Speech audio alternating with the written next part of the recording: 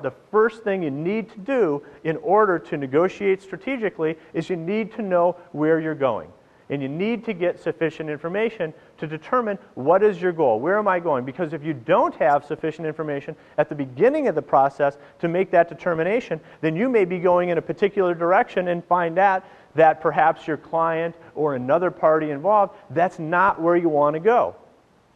How do you define success? Now, I suspect that many of you are saying, well, Marty, of course we want to define our goal. Of course we want to negotiate strategically. That's a very easy, simple, intellectual point. What I would suggest that while it's an easy, simple, intellectual point, sometimes it is extremely difficult in practice to implement this. And oftentimes you're going to go through some of the strategic outline that I'm going to discuss, and you can say, oh yeah, that makes sense. Oh yeah, I've done that here and there.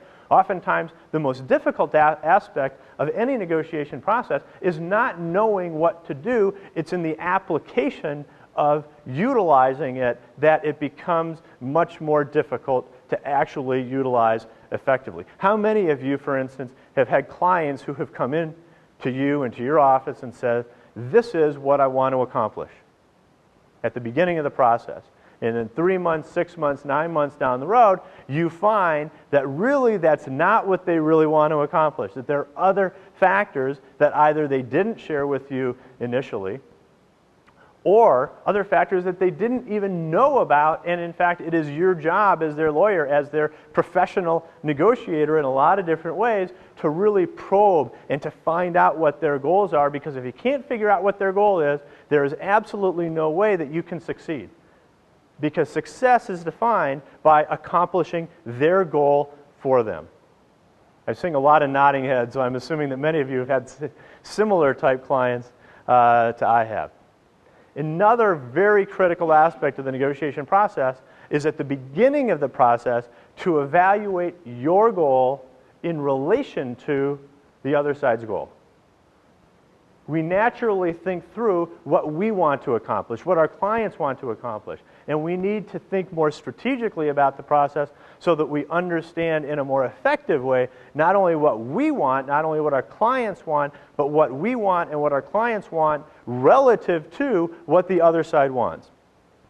You also want to think through at the beginning of the process the importance of a relationship with your counterpart, so that that becomes a factor and a goal in the negotiation. It's either a goal or it's not a goal. If it is a goal, then obviously you're going to negotiate in a very, very different way. If it's not a goal, you're obviously going to hopefully negotiate also in a different way. I would hope and expect that you negotiate with your spouses, your kids, those with whom you presumably want a future relationship in a very different way than you negotiate with perhaps opposing counsel in a case where your clients have been defrauded and have absolutely no interest in a future relationship with the other client. You also want to commit yourself by writing down your goals. You don't only want to think about what your goal is, you want to literally write down your goal.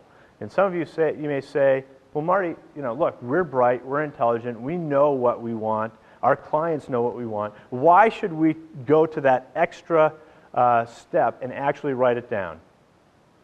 And I did a seminar about 2 years ago over at the Herberger Theater Center, and I asked each one of my panel members, I had 10 members of a panel during that seminar, and I had business, legal, and the political realms, and I asked each one to share with me their most important and effective negotiation strategy and an instance in which they used it. And I'm now going to show you a video clip from Mal Jozoff. Mal Jozoff is the former chairman and CEO of the Dial Corporation, and he's going to tell you why it's so important not only to think about your goals, but literally to write it down.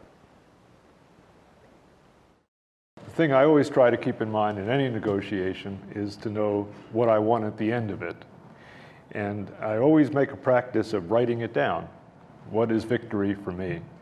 And then I set up a series of stages as the negotiations unfold, and I always consult with the legal team to be sure that the steps and maneuvers and motions and practices are consistent with getting us to that end line. I've seen more bad negotiations simply because the client or the side A or side B really forgets what it is they wanted to achieve in the end.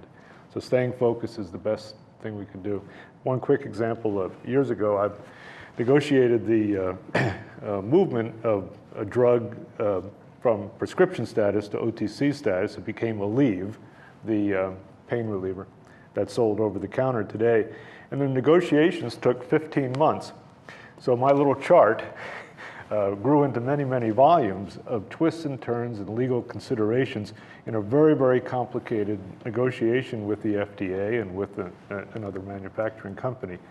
And it taught me early on then that if you don't have in front of your eyes, each time you address the subject, exactly what you were trying to achieve, you will get less than what you're after. Okay, so what's Mal Joseph talking about? He's talking about not only thinking through what you want to achieve, what your clients want to achieve, but making sure at every single step of the process you know what it is that you want, you've got it written down, and that each strategy and tactic and tool that you use to help you and your client achieve that goal is strategically related to what you want to accomplish.